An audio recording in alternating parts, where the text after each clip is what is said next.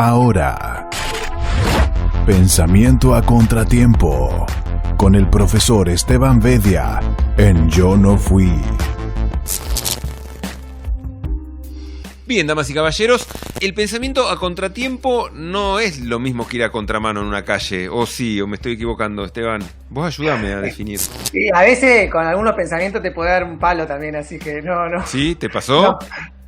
Oh, sí, te suele suceder, digamos. Ajá. Hay veces que, sí, hay pensamientos que pueden ser a contramano también. Bueno. Pero, y pensamiento, pero bueno, nada. Lo ideal es que no sea un pensamiento que sea todo para un mismo lado, ¿no? Ah, exactamente. No, seguir toda... sea de sentido único, única Claro. mano, ¿no? Tal cual. Pensamiento en rebaño, ¿sería una cosa así o no? Y algo de eso hay que tratar de... Sí, había una frase que me gustaba a mí que decía, donde todo el mundo piensa igual es que no piensa ninguno. Ah, mirá qué bueno, claro. Claro. Un poco eso, sí, hay que tratar de... Me parece que es un ejercicio sano el de tratar de pensar... Para eso se creó la grieta, entonces. No me hagas caso. No, qué sé yo. Igual podríamos hablar un día de la grieta de manera más... Pero eso puede ser un tema. Pero no de la grieta, sino de alguna forma de pensar la política en la cual la grieta, digamos, sería central. Pero sí, ese es un buen punto, digamos. Bueno, Esteban, no sé si, está bien. ¿Todo tranquilo, todo en orden? Sí. Me sacás de eje, mete. Pero por un segundo, nada más. Ay, ¿qué le digo? Pero si vos siempre tenés algo para decir, Esteban. Sos un tipo que por lo menos tenés argumentos. Yo no podría discutir, pero ni en pedo algún día me pongo a discutir con vos en alguna conferencia o en algo. Me cierro la puerta y me voy, Esteban. No digas así. Sí, porque voy a hacer agua enseguida. No pasa, hay que ejercer el pensamiento. Uno por ahí es muy elocuente y no está diciendo nada interesante, ojo, ¿Sabes cuánto hay de eso también? Bueno, pero enamorás, Esteban, ese es el tema. Ay, sí, gracias. Vos porque sos mi amigo, mente. Bueno, Esteban, no te quiero consumir el tiempo que tenés ahí. Mira, en este momento, se escucha que pasa el huevero atrás. Mira, dos cartón de huevo, 400 pesos. No sé si es buen precio o no. ¿No? Cartón de huevo, 400 pesos, sí. No es mal, ¿no? Voy a cerrar la ventana para mientras tanto y yo te escucho, Esteban, Dale. Te escucho, Esteban.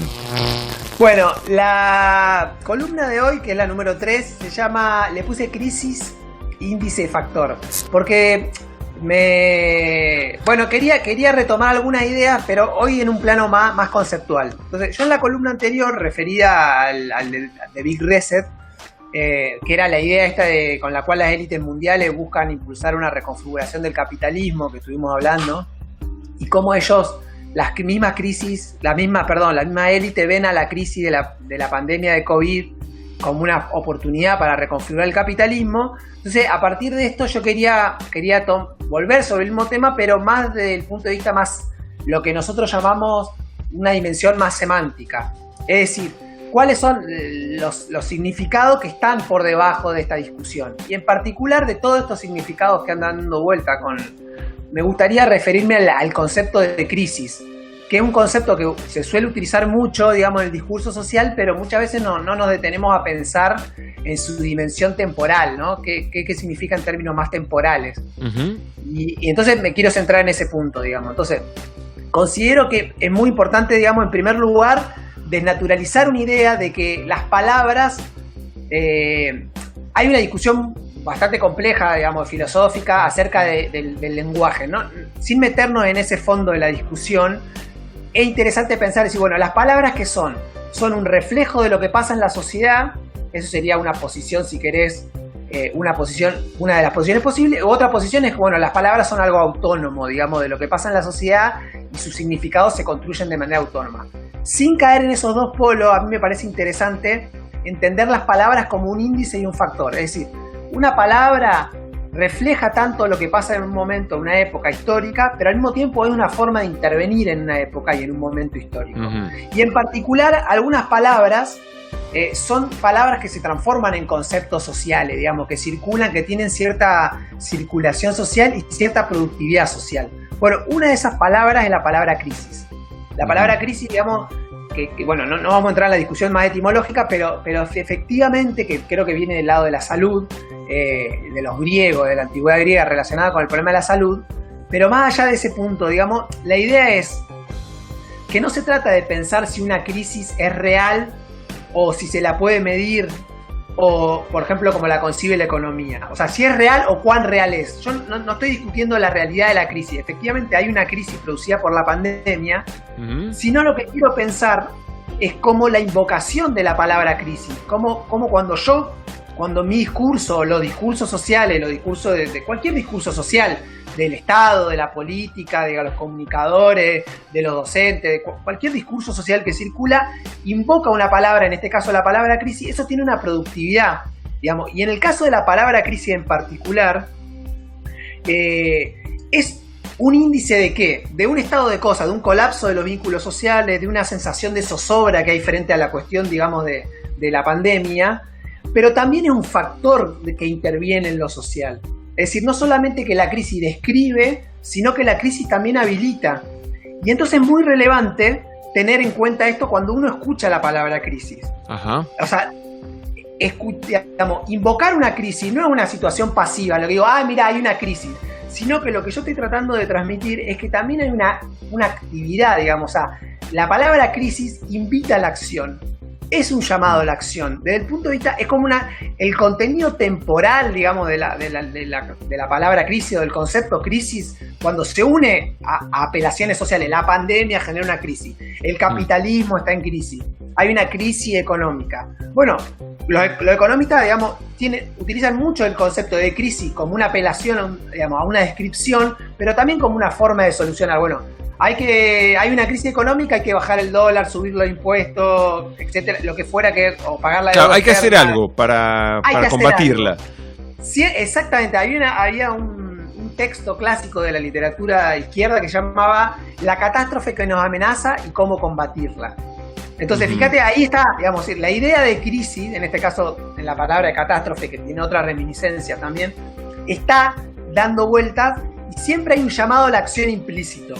Inclusive cuando esa crisis es una crisis biográfica, cuando vos decís, estoy en crisis personal, mi pareja está en crisis, tengo una crisis con mi laburo, o sea, siempre la crisis funciona como un catalizador de una llamada a la acción.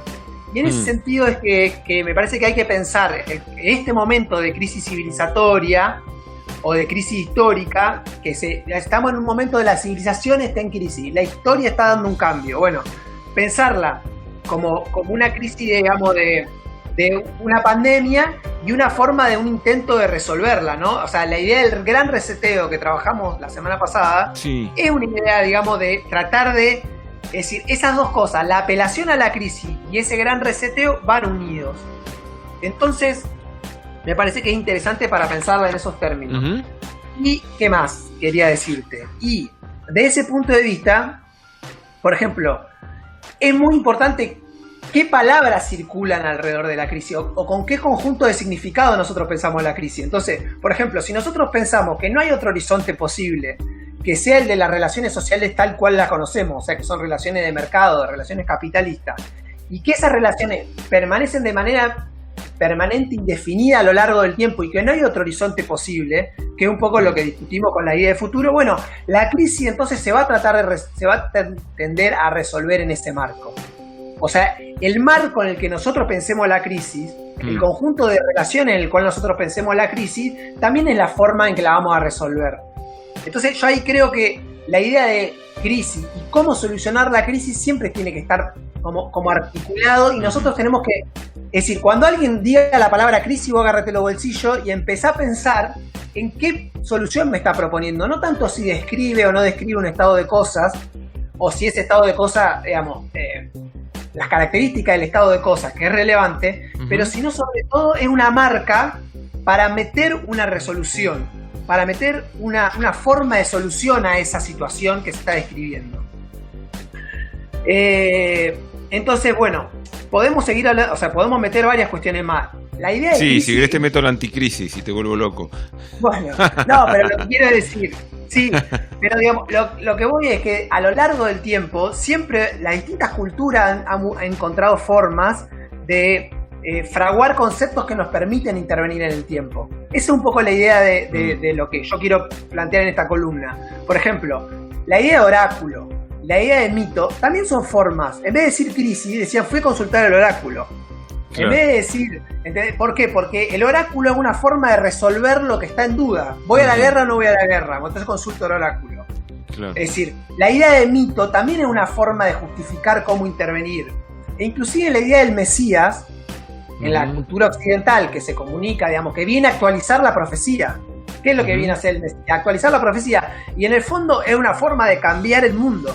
Entonces, invocar estas palabras que tienen como mucha densidad temporal, digamos, en su sentido, son formas son formas semánticas, para decirlo de manera compleja, en las cuales nos permiten hacer mundo. O sea, habilitan hacer mundo. ¿Qué significa? Hacer mundo significa intervenir en el mundo que nos rodea y modificarlo. Eso significa hacer mundo. Es decir, invocar la crisis es una forma de hacer mundo. Entonces, en el caso del COVID, hay una crisis que se invoca que tiene que ver con la crisis económica, desempleo, recesión, caída de consumo. Hay una crisis laboral que tiene que ver con el teletrabajo. Y hay incluso una crisis política. Fíjate lo que acaba de pasar en las elecciones norteamericanas, que producto de la situación abierta por la pandemia, las elecciones, Biden, Trump, bueno, está cuestionado el sistema político norteamericano.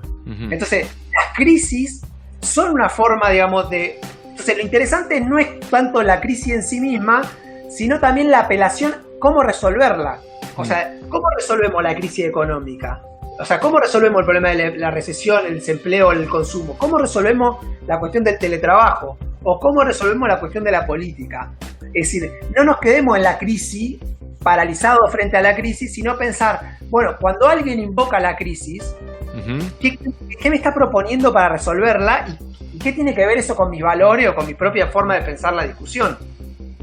Entonces, lo que es muy interesante del momento actual es que se está anunciando una crisis de una magnitud enorme. Es decir, la propia, casi como la forma de la Segunda Guerra Mundial, o sea, la magnitud, el anuncio de la crisis tiene una magnitud enorme. Es casi como una crisis universal que obliga a pensar y a ver cómo vamos a hacer de intervenir, digamos, qué soluciones están dando se están dando en vueltas, se están poniendo en juego, qué soluciones están danzando para solucionar esa crisis.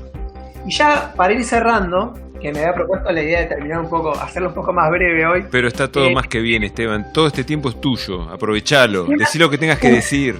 Es ahora o nunca. Una de las formas de esta apelación, digamos, de la crisis como algo histórico, también quería poner como ejemplo, es cuando los políticos muchas veces dicen la historia me va a juzgar. Bueno, esa es una invocación, digamos. ¿Qué es lo que está haciendo? Está diciendo, vos no lo sabés porque sos un pobre mortal, pero yo, es decir, en un punto se pone en un lugar medio mesiánico o medio de héroe griego. Es decir, yo conozco el movimiento del tiempo, por lo cual sé que lo que estoy haciendo es correcto, por lo cual no tengo miedo del juicio de la historia. La historia me va a joder, vas a ver que yo tenía razón, es más o menos eso, ¿no? En realidad, más allá de la razón, vas a ver que tenía razón, pero sobre todo funciona como un habilitador de la acción. Es decir, la apelación a la historia, muchas veces nosotros entendemos que la apelación a la historia aparece como una idea, como algo, como una... Cuando yo digo, vas a ver que tenía razón, ahí la historia está apareciendo como una imposición de significado.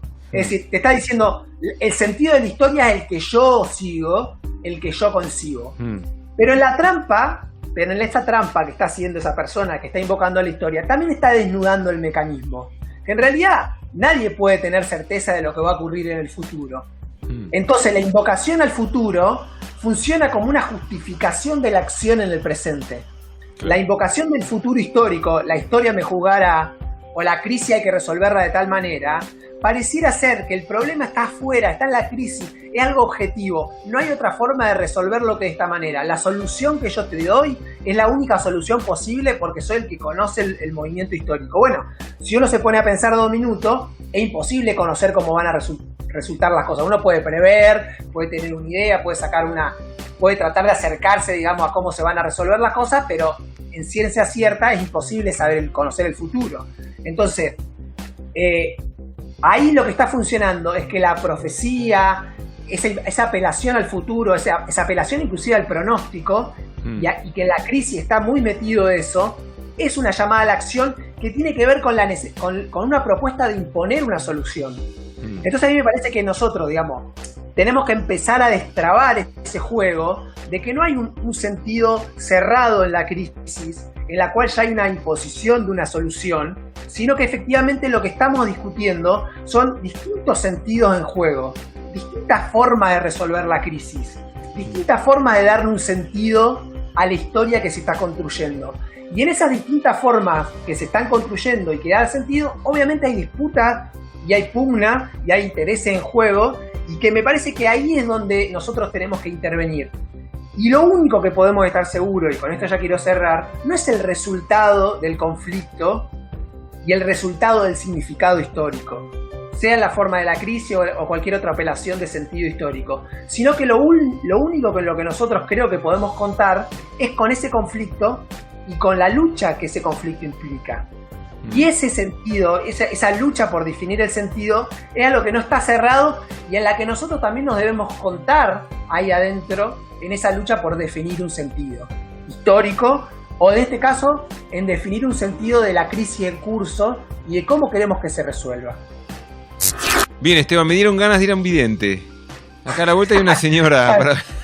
Bueno, un vidente también funciona como una apelación es decir, cuando vos estás en una duda y va al vidente, más, digamos, yo no quiero discutir el irracionalismo, no, los videntes mienten o no mienten, sino que el sentido de la acción es habilitar una acción temporal. Antropológicamente, lo que está habilitando, es decir, es la posibilidad de, obligarte a tomar una decisión acerca de opciones que están dando vuelta. Puede ser un vidente, puede ser el psicólogo, puede ser la iglesia, es decir, cualquiera de esas, el punto de vista. Hay pensadores que lo trabajan como una función antropológica, es decir, son necesidades de los seres humanos que están, digamos, que necesitan ordenar de alguna forma su sistema de creencias para tomar decisiones. Sí, siempre todos necesitamos un Marcos Peña, me parece, para que nos diga las cosas que tenemos que hacer. Fíjate, uno de los ministerios de Marquitos Peña, ¿cuál fue? El Ministerio de Modernización. Y ahí la modernización, ¿por qué? Porque también lo moderno y lo antimoderno. Nadie quiere ser lo no moderno. Nadie quiere ser lo no moderno. La idea del Estado, la idea de reformar el Estado, Ibarra, ¿te acordás? El ministro de Modernización, era un poco eso. Bueno, la idea de ya el Estado ¿por qué? Porque la operación temporal, ¿cuál era? Declarar el Estado obsoleto de sí mismo. Un Estado que necesita un ministerio de modernización es un Estado que está diciendo que no es moderno y que es obsoleto y que por lo tanto necesita modificarse. Entonces, fíjate ahí cómo la temporalidad del concepto de modernización de Marquitos Peña funcionaba para justificar el cambio. Que también era es decir, el Estado no es moderno, si no necesitaríamos un ministerio de modernización. Claro. Pero esto no es privativo. Las apelaciones temporales, eso es lo que yo quiero un poco también marcar, no son privativos ni de la derecha, ni de la izquierda, ni del progresismo, ni de otras corrientes políticas. Y estas apelaciones históricas, lo que yo quiero marcar es que en estas apelaciones históricas que apuntan a un futuro, más allá de las previsiones de futuro que uno podría discutir, inclusive hay métodos más o menos científicos para prever el futuro, no es lo mismo de una adivinadora que producir un algoritmo estadístico, digamos. Por supuesto que no son la misma forma de pensar el futuro. Pero dado que el futuro en cualquiera de las opciones es una posibilidad, lo mejor que nos puede dar el futuro son posibilidades, nunca algo cerrado. Como mucho nos puede dar posibilidades estadísticas. Entonces, en esas posibilidades estadísticas también se están poniendo en juego distintas posibilidades. Yo lo que digo es que no nos clausuren la acción en el presente, invocando sentido del futuro cerrado, y en el caso de la crisis, lo que se está abriendo es la oportunidad de moldear el presente. A diferencia de otras cuestiones, digamos, de otros marcadores temporales, de otros conceptos que tienen contenido temporal, la crisis no pospone para un futuro. La crisis actualiza, obliga a una acción en el presente. Es ahora el momento. El momento de la crisis, el tiempo de la crisis es un tiempo de la hora y de la acción. Entonces a mí me parece interesante decir, dejar de asumirnos pasivamente como descriptores de una crisis, o como que la descripción de una crisis siempre es algo que acontece afuera, y empezar a entender que la apelación a la crisis es sobre todo un llamado a la acción. La pregunta es, ¿qué acción queremos hacer nosotros? Yo en este sentido no quiero, digamos, decir lo que... Bueno, me parece que se trasluce hacia dónde yo quiero dirigir la acción. Pero me parece que el sentido más relevante es salir, digamos, de que estamos siendo gobernados por algo que parece que acontece de manera ciega. Entonces la crisis, bueno, no queda otra. Va a venir un gran reseteo, la tecnología, son movimientos que acontecen a espaldas nuestras. Bueno, no, es un momento la crisis es un momento de la acción. Y a mí me parece que es relevante que cada uno de nosotros empiece a desnudar o a analizar cuáles son, digamos, los sentidos de la crisis que se están poniendo en juego. Y de ese lugar, saber que con lo único que se puede contar es con el conflicto y con la lucha y con nuestra participación en ese conflicto, obvio. Ay, Esteban, ¿cómo sabes? Mira, yo voy a procrastinar la crisis, me parece. Claro, esa es una buena opción. Esa es buenísima. Procrastinación. Fíjate que ahora ahí hay también otro mandato temporal. Dejá de darle vuelta, porque yo quiero... Bueno, claro. Con nuestro amigo el Javi una vez me volteé... No te enojes que pareces la espina golpeándola cuando se... Perdón. Una vez con nuestro amigo el Javi, volviendo de San Martín, me dice, todo crítica, dejame mi derecho a criticar tranquilo, le digo, no tengo que por qué resolver nada, ni proponer nada, ni nada. Bueno, un poco la idea de procrastinación es una compulsión a resolver. No, déjame de joder, quiero estar mirando el horizonte tranquilo. Digamos, claro, ¿no? Más vale. Pero bueno, un poco de eso hay que... Lo que pasa que el punto es cuando la procrastinación es subjetiva, individual. Uh-huh. Cuando viene el Estado o el Fondo Monetario Internacional o un economista que tiene poder, una empresa o lo que sea, y te dice, estamos en crisis, ahí no podés elegir procrastinar o no, porque ellos están resolviendo la crisis. Claro. ¿Entendés? Entonces ahí la opción individual más bien colapsa, porque la crisis te va a pasar por arriba, nos guste o no nos guste. Entonces me parece que la mejor forma es elegir de qué manera queremos participar en ella, digamos. Gracias, Esteban. Impecable. La seguimos la semana que viene. Por favor. Esteban Bedia, señoras y señores. @Esteban_Bedia. Con V corta. De vaca. Con V corta. De Bedia. Con V corta de vestuario visitante. ¿Vio?